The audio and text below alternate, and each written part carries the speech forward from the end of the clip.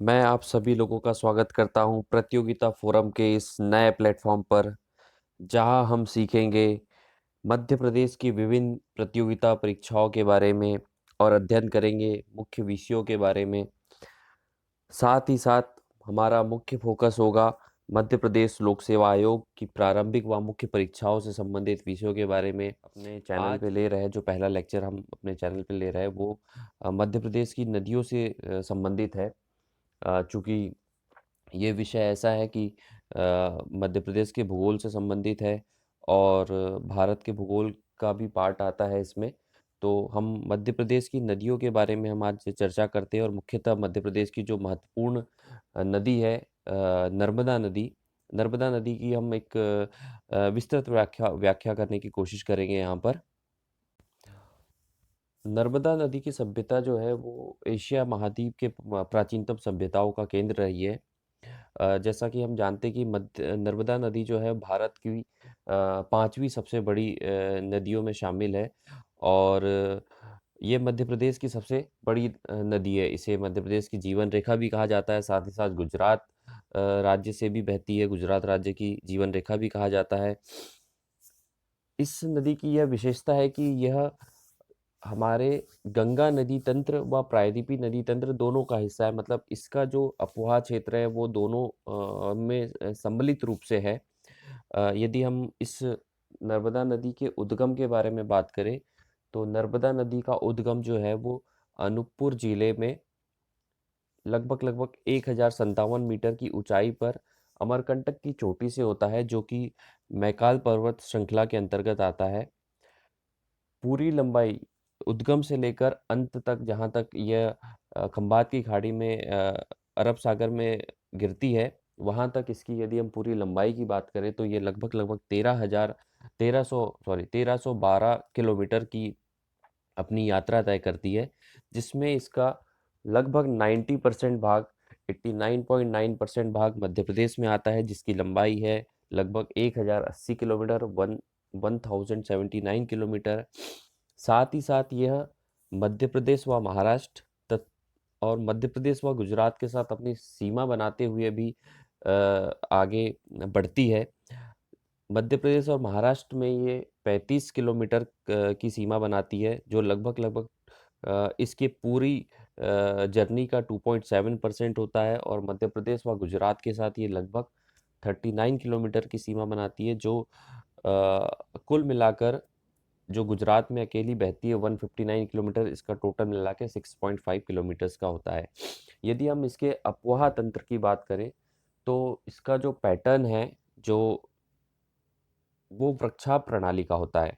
अब ये वृक्षाभ प्रणाली ये है कि जैसे एक मुख्य नदी बह रही है और सहायक नदियाँ दोनों तरफ से, मतलब दाएँ और बाएँ तरफ से क्रमवार तरीके से इससे मिलते रहती है ना? इसे आप सलाखों का पैटर्न भी बोल सकते हैं, शाखाओं के पैटर्न में। इसीलिए ये इसे वृक्षाभ प्रणाली के आधारित इसका अपवाह तंत्र है। और मुख्यतः यदि हम इसकी सहायक नदियों की बात करें, नर्मदा नदी की सहायक नदियों की बात करें तो लगभग 41 इसकी सहायक नदियाँ हैं।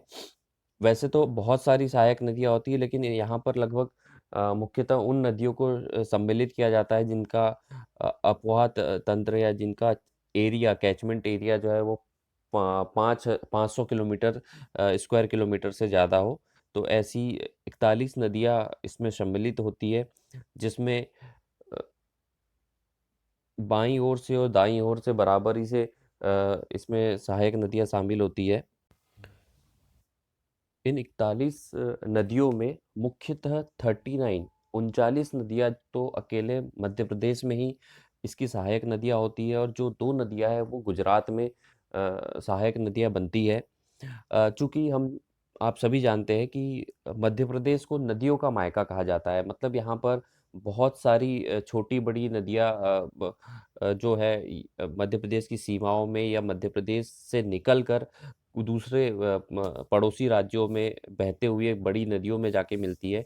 इसी वजह से इसमें बाईं ओर से, मतलब आप देखेंगे बाईं ओर से लगभग 22 नदियाँ इसमें आके जुड़ती है नर्मदा नदी में, और दाईं ओर से 19 नदियाँ मिलती है। हम आपको आगे चलकर मैप के माध्यम से भी दिखाएँगे कि कैसे दोनों तरीके से दोनों तरफ से नदियाँ नर्मदा नदी में आके मिलती है। दूसरी चीज़ ये कि नर्मदा नदी का जो प्रवाह का एरिया है, वो 2 पर्वतों के बीच आता है। 2 पर्वत जो बहुत महत्वपूर्ण पर्वत श्रृंखला है पूरे भारतवर्ष की या मध्य प्रदेश की, जिसमें मुख्यतः एक आता है विंध्याचल पर्वत और दूसरा है सतपुड़ा पर्वत।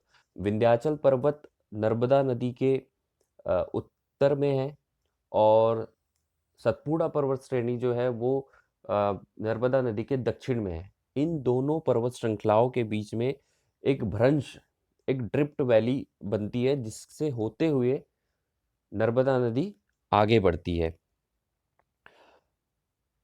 तो यदि हम बाईं ओर से बात करें, बाईं ओर से जो भी नदियाँ आ रही है और जो नर्मदा में मिल रही है, वो आप मान के चल सकते हैं कि विंध्याचल पर्वत से निकलकर ही वो सतपुड़ा पर्वत से निकलकर ही नर्मदा में मिल रही है, और जो दाईं ओर से नर्मदा में मिल रही है, वो विंध्याचल पर्वत से उद्गम होके नर्मदा नदी में आगे चल के मिल रही है। तो जैसे हम बाईं ओर से मिलने वाली नदियों की बात करें, तो मुख्यतः है शेर, बंजर, शक्कर, दूधी, गंजाल, कुंडी, गोई, करजन, तवा इत्यादि। इसमें जो करजन है, ये गुजरात में बहने वाली नदी है, जो इसकी मुख्य सहायक नदियों में है, और बाकी जो नदियाँ हैं वो मध्य प्रदेश से प्रवाहित होने वाली नदियाँ हैं। दाईं ओर से हम देखें तो दाईं ओर से 19 नदियाँ प्रवाहित होती है जो इसमें आके मिलती है। उसमें मुख्यतः हिरण, तिंदोनी, बरना, कोलार, मान, हथिनी, उरी, चंद्रकेसर, ओरांग, लोहार और भी बहुत सारी नदियाँ हैं जो दाईं ओर से आके इसमें मिलती है। अब हम नर्मदा नदी के अन्य नामों के बारे में चर्चा करते हैं। कई बार ऐसे छोटे एमसीक्यू के पैटर्न में कई एग्ज़ाम्स में पूछे भी जाते हैं कि निम्नलिखित में से कौन-सा नर्मदा नदी का नाम है या नहीं है। तो एक नामोदास नामोदास एक टॉलमी है, एक फिलोसोफर थे, एक दार्शनिक थे, उनके द्वारा नर्मदा नदी को ये नाम दिया गया था नामोदास। इसके अलावा मैकाल पर्वत से निकलती है, तो मैकालसुता इसका एक नाम है। सौमादेवी सौमादेवी मतलब सोमवंशी राजा ने इसे उदित किया था, इसी वजह से इसे सौमादेवी भी कहते हैं। जैसे आपको मैंने शुरुआत में बताया था, गुजरात की जीवन रेखा भी इसे कहा जाता है। रेवा इसका एक अन्य नाम है, रेवा। साकरी या शंकरी इसका एक अन्य नाम है, सोमप्रभा और निबुद्धा। ऐसे अलग-अलग नामों से ये किसी-किसी वजह से जानी जाती है।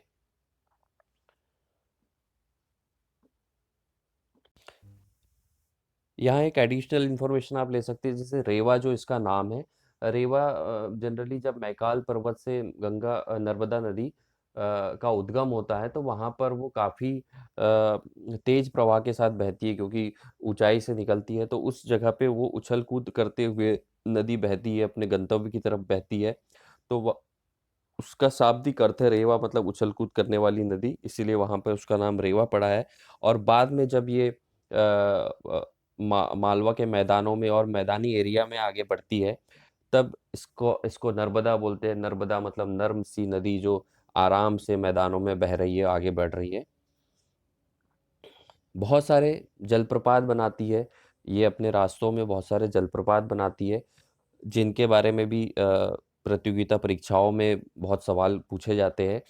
कई बार इनका क्रम पूछा जाता है, तो हम देखते हैं कि जलप्रपात का जो क्रम है, मतलब जब मैकाल पर्वत से अमरकंटक से नर्मदा नदी निकलती है, तो लगभग 6 किलोमीटर के डिस्टेंस पे ही एक पहला जलप्रपात ये बनाती है, जिसका नाम है कपिल धारा जलप्रपात। ये कपिल धारा जलप्रपात, इनका नाम जो है कपिल मुनि, आपने शायद सुना होगा कपिल मुनि का नाम, सांख्य दर्शन के एक बड़े विद्वान कवि थे, उनके नाम पर इसका नाम कपिल धारा पड़ा है। फिर उसके कुछ आगे इस एक और दूसरा जलप्रपात बनता है, जिसका नाम है दुग्धधारा। जबलपुर के पास एक बहुत ही फ़ेमस पर्यटक स्थल है धुआँधार जलप्रपात। औ आगे जाके मानधाता, दादरी और सहस्त्रधारा ये अन्य जलप्रपात है जो नर्मदा नदी के पर बने हुए हैं, मुख्य जलप्रपात है। नर्मदा नदी में आगे हम कुछ परियोजनाओं के बारे में बात करते हैं कि कुछ जल विद्युत परियोजनाएँ और सिंचाई के लिए कृषि से संबंधित कुछ परियोजनाओं का काम जो चलता है। तो कुल मिलाकर नर्मदा नदी पर 29 वृहद परियोजनाएँ, 135 मध्यम और 3000 के करीब लघु परियोजनाएँ प्रस्तावित है। ये सभी परियोजना या तो सीधे नर्मदा नदी पर या उनकी सहायक नदियों पर कहीं न कहीं प्रस्तावित है या किसी का काम पूरा हो चुका है। जल विद्युत परियोजनाओं के बारे में बात करें जहाँ पे बिजली का उत्पादन होता है उसमें मुख्यतः इंदिरा सागर, ओंकारेश्वर और महेश्वर है। सिंचाई परियोजना इंदिरा सागर, फिर से वो सिंचाई के काम भी आता है ओंकारेश्वर। रानी अवंतीबाई जो जबलपुर के पास बरगी नदी और नर्मदा नदी का संगम है, वहाँ पर एक बहुत बड़ा बरगी जलाशय बना हुआ है जिसका नाम बाद में बदल के रानी अवंतीबाई के नाम पर रखा गया। गुजरात में एक बहुत बड़ी परियोजना है जिसका नाम आप सभी लोग ने अमूमन सुना होगा, सरदार सरोवर जलाशय। ये भरूच जिले के पास स्थित है।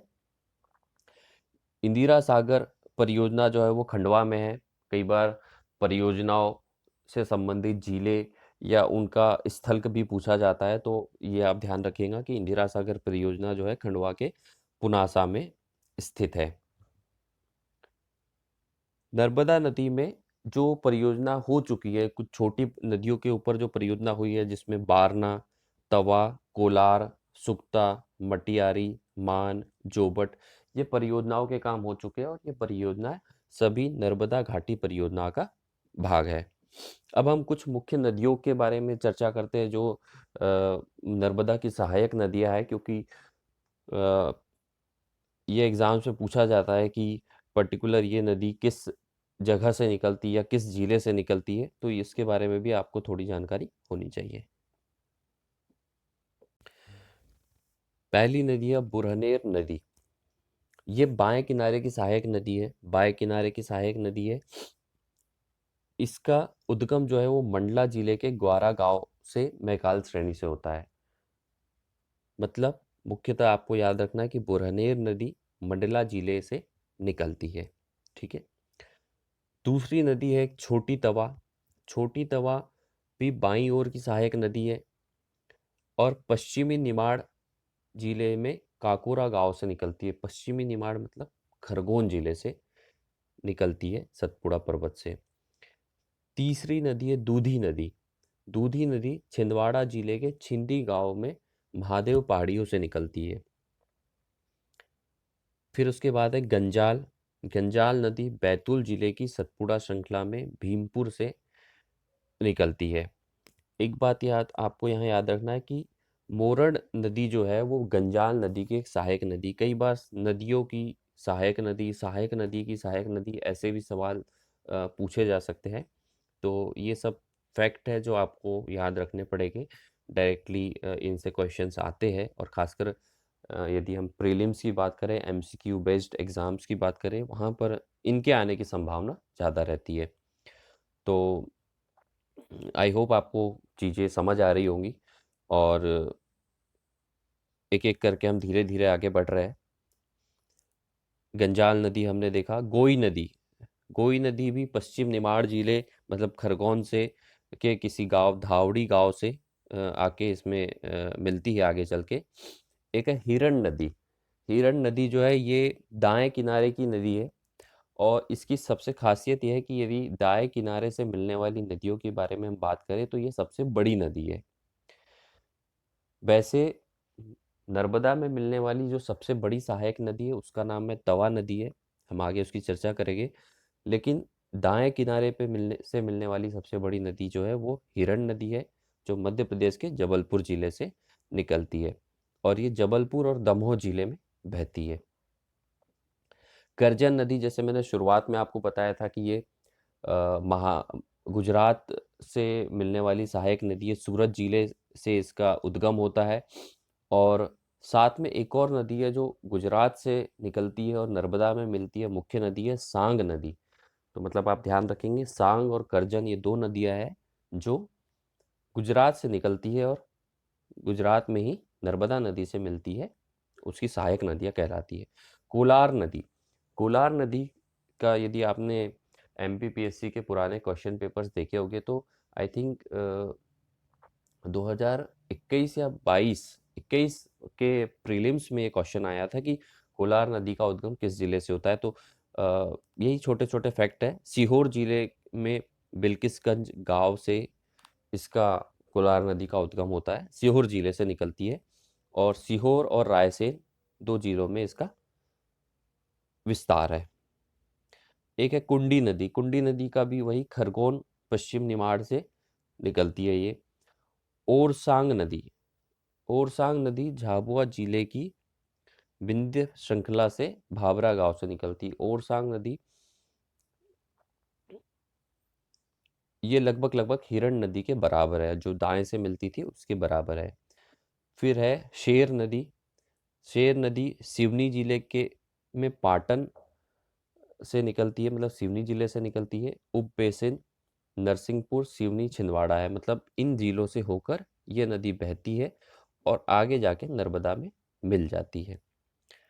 तवा नदी जिसकी हम बात बार-बार कर रहे हैं, नर्मदा नदी की सबसे बड़ी बाईं ओर से मिलने वाली सहायक नदी है। बाईं या दाईं हम दोनों तरफ से बात करें तो नर्मदा नदी की सबसे बड़ी सहायक नदी तवा नदी है। इसका उद्गम छिंदवाड़ा जिले में सतपुड़ा पर्वतमाला में महादेव पहाड़ी से होता है। ये सतपुड़ा जिले में या हो सकता है इस फैक्ट में थोड़ा-सा चेंज हो सकता है, होशंगाबाद जिले का भी ये में से निकलने का इसका थोड़ा क्लियर करना होगा इसका। इसका एक एक नदी देनवा नदी जो इसकी सहायक नदी है। देनवा नदी के बारे में कभी-कभार सवाल पूछे जाते हैं क्योंकि ये भी बहुत मुख्य नदी है। ये इसकी सहायक नदी किसकी? तवा नदी की। उसके बाद है तेंदोनी नदी। तेंदोनी नदी रायसेन जिले में सोदरपुर गाँव के पास से विंध्य पहाड़ी से निकलती है। तो सवाल ये भी आ सकता है किस पहाड़ी से नदी निकल रही है, तो वो भी याद रखिए और किस जिले से निकल रही है वो भी याद रखिए। उरी नदी झाबुआ जिले में कलमोर गांव के पास से।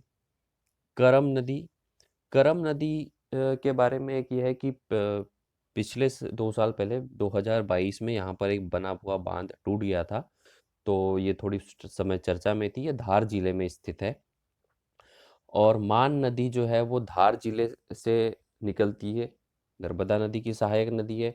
मान नदी के नाम पर ही धार जिले की एक महत्वपूर्ण तहसील मनावर का नाम रखा गया है। तो ऐसे हमने कुछ नर्मदा नदी के बारे में बेसिक जानकारी देखी, क्या परियोजना चल रही है, कौन से जलप्रपात बनते हैं, कौन सी सहायक नदियाँ हैं और कुछ मुख्य सहायक नदियों के बारे में हमने देखा कि वो सहायक नदियाँ कैसे नर्मदा में कहाँ से उद्गम होता है, कैसे मिलती है। तो दोस्तों अभी मैंने आपको नर्मदा नदी के बारे में थोड़ी बेसिक जानकारी दी है। अब हम इससे जुड़े कुछ एमसीक्यूज़ देखेंगे अगली क्लास में। अगले वीडियो में हम मध्य प्रदेश से संबंधित और अन्य महत्वपूर्ण नदियों की चर्चा करेंगे।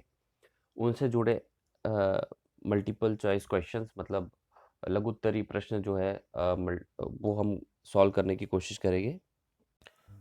जल्दी ही मिलते हैं आप लोगों के साथ नए वीडियो में, नेक्स्ट वीडियो में। तब तक के लिए पढ़ते रहिए, बढ़ते रहिए। धन्यवाद।